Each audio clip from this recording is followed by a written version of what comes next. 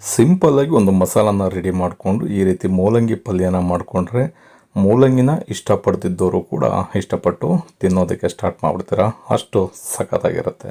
ಈ ರುಚಿಯಾಗಿರ್ತಕ್ಕಂಥ ಮೂಲಂಗಿ ಪಲ್ಯನ ಮಾಡಿಕೊಟ್ರೆ ದೊಡ್ಡೋರಿಂದ ಹಿಡಿದು ಚಿಕ್ಕವರವರೆಗೂ ಎಲ್ಲರೂ ಇಷ್ಟಪಟ್ಟು ತಿಂತಾರೆ.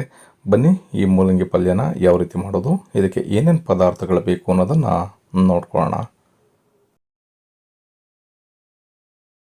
ಮೂಲಂಗಿ ಪಲ್ಯನ ಮಾಡಲಿಕ್ಕೆ ನಾನಿಲ್ಲಿ ಅರ್ಧ ಕೆಜಿಯಷ್ಟು ಮೂಲಂಗಿನ ತೊಗೊಂಡು ಆ ಮೇಲ್ಗಡೆ ಭಾಗ ಸಿಪ್ಪೆ ಏನಿರುತ್ತೆ ಅದನ್ನು ನೀಟಾಗಿ ಎರೆದು ಸಣ್ಣದಾಗಿ ಕಟ್ ಮಾಡಿ ಇಟ್ಕೊಂಡಿದ್ದೀನಿ. ಮೂಲಂಗಿನ ಬೇಕಿದ್ರೆ ಈ ರೀತಿ ಸಣ್ಣದಾಗಿ ಬೇಕಿದ್ರೂ ಕಟ್ ಮಾಡ್ಕೋಬೋದು, ಅಥವಾ ರೌಂಡ್ ಆಕಾರದಲ್ಲಿ ಬೇಕಿದ್ರೂ ಕಟ್ ಮಾಡ್ಕೋಬೋದು. ಮೂಲಂಗಿನ ನಾವು ಮೊದಲಿಗೆ ಬೇಯಿಸ್ಕೋಬೇಕಾಗತ್ತೆ. ಹಾಗಾಗಿ ಒಂದು ಫ್ರೈ ಪ್ಯಾನ್ ತೊಗೊಂಡು ಇದಕ್ಕೆ 1 ಕಪ್ಪಿನಷ್ಟು ನೀರನ್ನು ಸೇರಿಸ್ಕೊಳ್ತಾ ಇದ್ದೀನಿ. ಇದಕ್ಕೆ ನೀವಾಗ ಕಟ್ ಮಾಡಿ ಇಟ್ಕೊಂಡಿರ್ತಕ್ಕಂಥ ಮೂಲಂಗಿನ ಸೇರಿಸ್ಕೊಂಡು ಒಂದು 5ರಿಂದ 6 ನಿಮಿಷಗಳ ಕಾಲ ಹೈ ಫ್ಲೇಮ್ನಲ್ಲಿ ಚೆನ್ನಾಗಿ ಬೇಯಿಸ್ಕೋಬೇಕಾಗತ್ತೆ. ಇದಕ್ಕೆ ನೀವಾಗ ರುಚಿಗೆ ತಕ್ಕಷ್ಟು ಉಪ್ಪನ್ನು ಸೇರಿಸ್ಕೊಳ್ತಾ ಇದ್ದೀನಿ. ಈ ರೀತಿ ಉಪ್ಪನ್ನು ಸೇರಿಸ್ಕೊಂಡು ಒಂದು ಬಾರಿ ಚೆನ್ನಾಗಿ ಮಿಕ್ಸ್ ಮಾಡಿಕೊಂಡು ಒಂದು ಪ್ಲೇಟು ಅಥವಾ ಲೆಡ್ಡನ್ನು ಕ್ಲೋಸ್ ಮಾಡಿ ಒಂದು 5ರಿಂದ 6 ನಿಮಿಷ ನಾವು ಚೆನ್ನಾಗಿ ಮೂಲಂಗಿನ ಬೇಯಿಸ್ಕೋಬೇಕು. ಈ ರೀತಿ ಮೂಲಂಗಿನ ಸಪ್ರೇಟಾಗಿ ನಾವು ಬೇಯಿಸ್ಕೊಂಡು ಮಸಾಲ ಜೊತೆ ನಾವು ಫ್ರೈ ಮಾಡಿದಾಗ ಮಸಾಲನೂ ಅಷ್ಟೇ ತುಂಬ ಚೆನ್ನಾಗಿ ಇದಕ್ಕೆ ಹಿಡ್ಕೊಳ್ಳುತ್ತೆ. ಈಗ ಮಸಾಲಾನ ರುಬ್ಕೊಳ್ಳಿಕ್ಕೆ ಒಂದು ಮಿಕ್ಸಿ ಜಾರನ್ನ ತೊಗೊಂಡು ಖಾರಕ್ಕೆ ನಾನಲ್ಲಿ 4 ಹಸಿಮೆಣಸಿಕಾಯಿನ ಸೇರಿಸ್ಕೊಳ್ತಾ ಇದ್ದೀನಿ. ಒಂದು 2 ಟೇಬಲ್ ಸ್ಪೂನಷ್ಟು ತೆಂಗಿನಕಾಯಿ ತುರಿನ ಸೇರಿಸ್ಕೊಳ್ತಾ ಇದ್ದೀನಿ. ತೆಂಗಿನಕಾಯಿ ತುರಿ ಇದ್ದರೆ ಸೇರಿಸ್ಕೊಳ್ಳಿ, ಅಥವಾ ಕೊಬ್ಬರಿ ಇದ್ದರೆ ಕೊಬ್ಬರಿ ತುರಿನ ಬೇಕಿದ್ರೆ ಸೇರಿಸ್ಕೋಬೋದು. ಅರ್ಧ ಇಂಚಿನಷ್ಟು ಶುಂಠಿ, ಸ್ವಲ್ಪ ಕರಿಬೇವಿನ ಸೊಪ್ಪನ್ನು ಸೇರಿಸ್ಕೊಳ್ತಾ ಇದ್ದೀನಿ. ಕರಿಬೇವಿನ ಸೊಪ್ಪನ್ನು ಸೇರಿಸೋದ್ರಿಂದ ರುಚಿನೂ ಚೆನ್ನಾಗಿರುತ್ತೆ, ಹಾಗೆ ಪಲ್ಯದಲ್ಲಿ ಫ್ಲೇವರು ಕೂಡ ತುಂಬ ಚೆನ್ನಾಗಿರುತ್ತೆ. ಅರ್ಧ ಟೀ ಸ್ಪೂನಷ್ಟು ಸಾಸಿವೆ, ಅರ್ಧ ಟೀ ಸ್ಪೂನಷ್ಟು ಜೀರಿಗೆ, ಸ್ವಲ್ಪ 1 ಚಿಟಿಕೆಯಷ್ಟು ಅರಿಶಿಣದ ಪುಡಿನ ಸೇರಿಸ್ಕೊಳ್ತಾ ಇದ್ದೀನಿ. ಅರಿಶಿಣದ ಪುಡಿ ಜಾಸ್ತಿ ಆಯಿತು ಅಂತಂದರೆ ನಿಮಗೆ ಮೂಲಂಗಿ ಪಲ್ಯ ಎಲ್ಲ ಅರಿಶಿಣನೇ ಆಗ್ಬಿಡುತ್ತೆ, ಹಾಗಾಗಿ ಸ್ವಲ್ಪ ಸೇರಿಸ್ಕೊಂಡ್ರೆ ಸಾಕಾಗುತ್ತೆ. ಈ ಮಸಾಲೆಗೆ ಎಷ್ಟು ಬೇಕೋ ಅಷ್ಟು ಉಪ್ಪನ್ನು ಸೇರಿಸ್ಕೊಂಡು ಸ್ವಲ್ಪ ನೀರನ್ನು ಬೆರೆಸಿ ನಾವು ತೆಂಗಿನಕಾಯಿ ಚಟ್ನಿನ ರುಬ್ಕೊಳ್ತೀವಲ್ಲ ಅದಕ್ಕೆ ಈ ಮಸಾಲನ ರುಬ್ಕೋಬೇಕಾಗತ್ತೆ. ತುಂಬ ನುಣ್ಣಗೂ ಕೂಡ ರುಬ್ಬೋದಕ್ಕೆ ಹೋಗ್ಬಿಡಿ, ತುಂಬ ತರ್ತರಿಯಾಗಿಯೂ ಕೂಡ ರುಬ್ಬೋದಕ್ಕೆ ಹೋಗ್ಬಿಡಿ. ಈ ಚಟ್ನಿ ಅದಕ್ಕೆ ರುಬ್ಕೊಂಡ್ರೆ ಸಾಕಾಗುತ್ತೆ. ಈ ಮಸಾಲಾನ ರೆಡಿ ಮಾಡಿಕೊಂಡು ಮೂಲಂಗಿ ಪಲ್ಯನ ಮಾಡಿಕೊಂಡು ನೀವು ಒಂದು ಸಲ ತಿಂದ್ಬಿಟ್ರೆ ಪದೇ ಪದೇ ಮನೆಯಲ್ಲಿ ಮಾಡಿಸ್ತಾ ಇರ್ತೀರ. ಈಗ 5ರಿಂದ 6 ನಿಮಿಷ ಮೂಲಂಗಿನೂ ಕೂಡ ಚೆನ್ನಾಗಿ ಬೇಯಿಸ್ಕೊಂಡು ಸಪ್ರೇಟಾಗಿ ಒಂದು ಬೌಲ್ಗೆ ತೆಗೆದಿಟ್ಕೊಂಡಿದ್ದೀನಿ. ಈಗ ಮೂಲಂಗಿ ಪಲ್ಯನ ಮಾಡಲಿಕ್ಕೆ ಮತ್ತೆ ಇನ್ನೊಂದು ಕಡಾಯಿನ ಇಟ್ಕೊಂಡು ಇದಕ್ಕೆ ಒಂದು 3 ಟೇಬಲ್ ಸ್ಪೂನಷ್ಟು ಎಣ್ಣೆನ ಸೇರಿಸ್ಕೊಳ್ತಾ ಇದ್ದೀನಿ.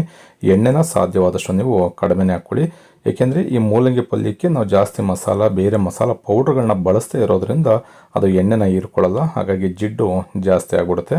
ಒಂದು 2ರಿಂದ 3 ಟೇಬಲ್ ಸ್ಪೂನಷ್ಟು ಸೇರಿಸ್ಕೊಂಡ್ರೆ ಸಾಕಾಗುತ್ತೆ. ಎಣ್ಣೆ ಬಿಸಿ ಆದಮೇಲೆ ಸ್ವಲ್ಪ ಸಾಸಿವೆ, ಅರ್ಧ ಟೀ ಸ್ಪೂನ್ ಜೀರಿಗೆ, 1 ಟೇಬಲ್ ಸ್ಪೂನಷ್ಟು ಕಡಲೆಬೇಳೆ, 1 ಟೇಬಲ್ ಸ್ಪೂನಷ್ಟು ಉದ್ದಿನಬೇಳೆ, ಸ್ವಲ್ಪ ಕರಿಬೇವಿನ ಸೊಪ್ಪನ್ನು ಸೇರಿಸ್ಕೊಂಡಿದ್ದೀನಿ. ಈ ಕರಿಬೇವಿನ ಸೊಪ್ಪು ಕಡಲೆಬೇಳೆ ಎಲ್ಲ ಸ್ವಲ್ಪ ಎಣ್ಣೆಯಲ್ಲಿ ಫ್ರೈ ಆಗಬೇಕು. ಒಂದು ಅರ್ಧ ನಿಮಿಷ ಎಳೆಯ ಕಾವ್ನಲ್ಲೇ ಚೆನ್ನಾಗಿ ಫ್ರೈ ಮಾಡಿಕೊಂಡ್ರೆ ಸಾಕಾಗುತ್ತೆ. ಇದಕ್ಕೇನೀಗ 2 ಈರುಳ್ಳಿನ ಸಣ್ಣದಾಗಿ ಕಟ್ ಮಾಡಿ ಸೇರಿಸ್ಕೊಳ್ತಾ ಇದ್ದೀನಿ. ಈರುಳ್ಳಿ ಬೇಕಿದ್ರೆ ಇನ್ನೂ ಒಂದು ಈರುಳ್ಳಿನ ಜಾಸ್ತಿ ಬೇಕಿದ್ರೂ ಸೇರಿಸ್ಕೋಬೋದು. ಈರುಳ್ಳಿನಷ್ಟೇ ತುಂಬ ಜಾಸ್ತಿ ಬೇಯಿಸೋದಕ್ಕೆ ಹೋಗಬೇಡಿ. 1ರಿಂದ 2 ನಿಮಿಷ ಈರುಳ್ಳಿ ಫ್ರೈ ಆಗಿ ಬಿಡಿ ಆಗಬೇಕು, ಅಲ್ಲಿವರೆಗೂ ಬೇಯಿಸ್ಕೊಂಡ್ರೆ ಸಾಕಾಗುತ್ತೆ. ನೋಡ್ಬೋದು ಈರುಳ್ಳಿನಷ್ಟೇ ಚೆನ್ನಾಗಿ ಫ್ರೈ ಆಗಿದೆ. ಇವಾಗ ನಾವು ಇದಕ್ಕೆ ರುಬ್ಕೊಂಡಿರ್ತಕ್ಕಂಥ ಮಸಾಲಾನ ಸೇರಿಸ್ಕೊಂಡು ಸ್ಟವನ್ನು ಕಂಪ್ಲೀಟಾಗಿ ಲೋ ಫ್ಲೇಮ್ಗೆ ಇಟ್ಕೋಬೇಕು. ಮಸಾಲಾನ ಸೇರಿಸಿ ಆದಮೇಲೆ ತಳ ಹತ್ಬಿಡುತ್ತೆ, ಏಕೆಂದರೆ ಇದಕ್ಕೆ ನಾವು ಯಾವುದೇ ರೀತಿ ನೀರನ್ನು ಬೆರೆಸೋದಿಲ್ಲ. ಹಾಗಾಗಿ ಸ್ಟವನ್ನು ಕಂಪ್ಲೀಟಾಗಿ ಲೋ ಫ್ಲೇಮ್ನಲ್ಲಿ ಇಟ್ಕೊಂಡು ಈ ಮಸಾಲಾನ 1ರಿಂದ 2 ನಿಮಿಷ ಹಸಿ ಸ್ಮೆಲ್ಲೆಲ್ಲ ಹೋಗಬೇಕು. ಆ ರೀತಿಯಲ್ಲಿ ಚೆನ್ನಾಗಿ ಈ ಒಗ್ಗರಣೆ ಪದಾರ್ಥಗಳ ಜೊತೆಯಲ್ಲಿ ಬೇಯಿಸ್ಕೋಬೇಕಾಗತ್ತೆ. ಈ ರೀತಿ ಚೆನ್ನಾಗಿ ಬೆಂದಾದ ನಂತರ ನಾವು ಬೇಯಿಸಿ ಇಟ್ಕೊಂಡಿರ್ತಕ್ಕಂಥ ಮೂಲಂಗಿನ ಇದಕ್ಕೆ ಸೇರಿಸ್ಕೋಬೇಕು. ನಾನು ಮೂಲಂಗಿನ ಬೇಯಿಸಬೇಕಾದ್ರೆ ಒಂದೇ 1 ಕಪ್ಪಿನಷ್ಟು ನೀರನ್ನು ಸೇರಿಸ್ಕೊಂಡು ಮೂಲಂಗಿನ ಅದ್ರ ಜೊತೆಯಲ್ಲೇ ಬೇಯಿಸ್ಕೊಂಡಿದ್ದೀನಿ. ಕೆಲವರು ಏನು ಮಾಡ್ತಾರೆ, ನೀರನ್ನು ಜಾಸ್ತಿ ಹಾಕಿ ಮೂಲಂಗಿನ ಬೇಯಿಸ್ಕೊಂಡು ಅದಾದ ನಂತರ ಆ ನೀರನ್ನು ಬಸ್ಬಿಡ್ತಾರೆ. ಹಾಗೆ ಅದರಲ್ಲಿರ್ತಕ್ಕಂಥ ಪೌಷ್ಟಿಕಾಂಶ ಎಲ್ಲ ನೀರಿನ ಜೊತೆ ಹೊರಟೋಗ್ಬಿಡುತ್ತೆ. ಹಾಗಾಗಿ ನೀರನ್ನು ಜಾಸ್ತಿ ಸೇರಿಸ್ತೇನೆ. ಈ ರೀತಿ ಒಂದೇ 1 ಕಪ್ಪನ್ನು ಸೇರಿಸ್ಕೊಂಡು ಚೆನ್ನಾಗಿ ಮೂಲಂಗಿನ ಫ್ರೈ ಮಾಡಿಕೊಂಡು ಅದಾದ ನಂತರ ಈ ರೀತಿ ಮಸಾಲ ಜೊತೆ ಸೇರಿಸಿ ಒಂದು 2ರಿಂದ 3 ನಿಮಿಷ ಬೇಯಿಸ್ಕೊಂಡ್ರೆ ಬಹಳ ರುಚಿಯಾಗಿರ್ತಕ್ಕಂಥ ಮೂಲಂಗಿ ಪಲ್ಯ ರೆಡಿ ಆಗುತ್ತೆ. ಈ ವಿಧಾನದಲ್ಲಿ ನೀವು ಮಸಾಲಾನ ರೆಡಿ ಮಾಡಿಕೊಂಡು ಮೂಲಂಗಿ ಪಲ್ಯನ ಒಂದು ಸಲ ತಿಂದುಬಿಟ್ರೆ ಪದೇ ಪದೇ ಮನೆಯಲ್ಲಿ ಮಾಡಿಸ್ತಾ ಇರ್ತೀರ. ಕೊನೆಯಲ್ಲಿ ಇದಕ್ಕೆ ಸ್ವಲ್ಪ ಕೊತ್ತಂಬರಿ ಸೊಪ್ಪನ್ನ ಸೇರಿಸ್ಕೊಂಡು ಮಿಕ್ಸ್ ಮಾಡ್ಕೊಳ್ಳಿ. ಈ ರೀತಿ ಪಲ್ಯನ ಮಾಡಿಕೊಂಡು ನೀವು ರಸಮ್ಮು ಅಥವಾ ಏನಾರು ತಿಳಿಸೋರು ಈ ರೀತಿ ಮಾಡ್ಕೊಂಡಾಗ ಅದ್ರ ಜೊತೆ ಸೈಡ್ ಡಿಶ್ ಆಗಿ ಯೂಸ್ ಮಾಡ್ಬೋದು, ಅಥವಾ ರೊಟ್ಟಿ ಚಪಾತಿಗೂ ಕೂಡ ಬಹಳ ರುಚಿಯಾಗಿರುತ್ತೆ. ಮುದ್ದೆನ ಮಾಡಿಕೊಂಡ್ರೆ ಅದಕ್ಕೂ ಕೂಡ ಒಂದು ಒಳ್ಳೆ ಪಲ್ಯ ಅಂತ ಹೇಳ್ಬೋದು. ನೋಡಿದ್ರಲ್ಲ, ತುಂಬ ಸುಲಭವಾಗಿ ಮೂಲಂಗಿ ಪಲ್ಯನ ಮಾಡೋದನ್ನು ತೋರಿಸಿದ್ದೀನಿ. ಈ ರೆಸಿಪಿ ನಿಮಗೆ ಇಷ್ಟ ಆಗಿದ್ದರೆ ನಮ್ಮ ಚಾನಲ್ನ ಸಬ್ಸ್ಕ್ರೈಬ್ ಮಾಡ್ಕೊಳ್ಳಿ.